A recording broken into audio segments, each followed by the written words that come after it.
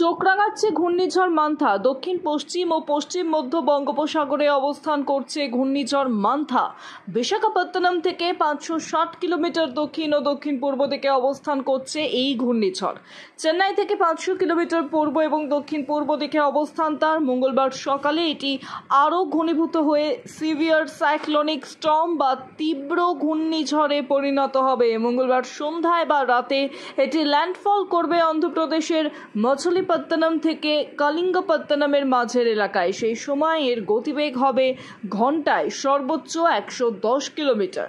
সতর্কতা স্বরূপ মৎস্যজীবীদের সমুদ্রে যাওয়ার ব্যাপারে নিষেধাজ্ঞা জারি করা হয়েছে। ইতিমধ্যেই দক্ষিণ ও মধ্য বঙ্গোপসাগর এবং উত্তর পশ্চিম বঙ্গোপসাগরে যেতে নিষেধ করা হয়েছে মৎস্যজীবীদের।